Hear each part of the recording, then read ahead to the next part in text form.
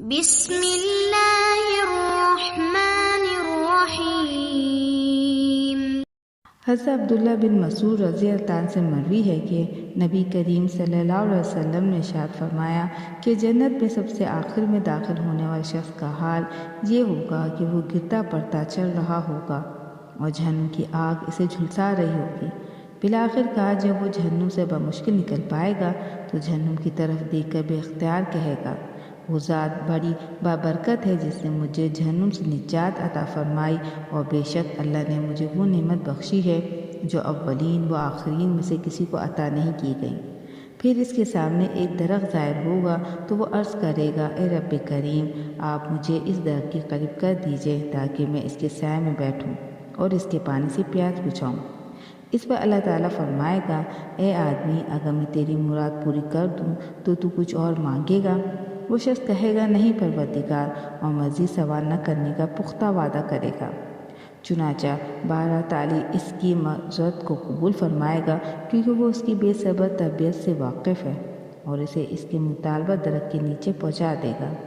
وہ شخص اس کے قریب جا کر اس کے سائے میں بیٹھے گا اور وہاں موجود پانی پیے گا۔ پھر اس کے سامنے دوسرا درخت لایا جائے گا جو پہلے درخت سے اور اچھا ہوگا، تو پھر وہ شخص اللہ تعالیٰ سے اس کے قریب جانے کی درخواست کرے گا۔ اللہ تعالیٰ فرمائے گا، اے آدمی، کیا تم نے کچھ اور سوال نہ کرنے کا عہد نہیں کیا تھا؟ اگر میں تیری مراد پوری کر دوں تو پھر کچھ اور سوال کرے گا؟ چنانچہ پھر وہ شخص سوال نہ کرنے کا وعدہ کرے گا اور اللہ تعالیٰ اس کی بے صبری کو جانتے ہوئے چشم پوشی فرما کر اسے درخت کے قریب پہنچا دے گا اور وہ اس کے سائے اور پانی سے فائدہ اٹھائے گا۔ پھر ایک تیسرا درخت جنت کے دروازے کے بالکل قریب نمودار ہوگا جو پہلے دونوں درختوں سے زیادہ خوبصورت ہوگا، تو یہ شخص اس کے قریب جانے کی درخواست کرے گا۔ بالآخر کار جب اسے اس کے درخت کے قریب پہنچا دیا جائے گا تو اسے وہاں اہل جنت کی آوازیں سنائی دیں گی، تو وہ درخواست کرے گا، اے رب کریم، اب بس مجھے جنت میں داخل فرما دیجئے۔ اللہ تبارک تعالیٰ اس شخص سے مخاطب ہو کر فرمائے گا، آخر تیرے سوال کرنا کب ختم ہوگا؟ کیا تو اس بات پر راضی نہیں کہ میں تجھے دنیا کی دگنی جنت عطا کر دوں؟ تو وہ شخص حیران زدہ ہو کہے گا، اے رب کریم، آپ تو رب العالمین ہو کر مجھ سے مذاق کرتے ہیں۔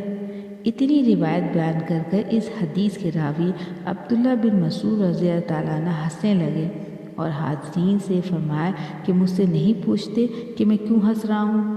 چنانچہ حاضرین نے یہی سوال آپ رضی اللہ عنہ سے کیا تو آپ نے فرمایا، اسی طرح اس روایت کو بیان کر کر نبی صلی اللہ علیہ وسلم ہنس رہے تھے، اور جب صحابی رضی اللہ تعالیٰ نے آپ صلی اللہ علیہ وسلم سے اس کی وجہ پوچھی تو آپ صلی اللہ علیہ وسلم نے فرمایا تھا کہ میں رب العالمین کے ہنسنے کی وجہ سے ہنس رہا ہوں، کیونکہ جب وہ بندہ یہ عرض کرے گا کہ آپ رب العالمین ہو کر مجھ سے مذاق کر رہے ہیں تو رب العالمین فرمائے گا، میں تجھ سے مذاق نہیں کر رہا ہوں، بلکہ میں جس چیز کو چاہوں اس کو پورا کرنے پر قادر ہوں۔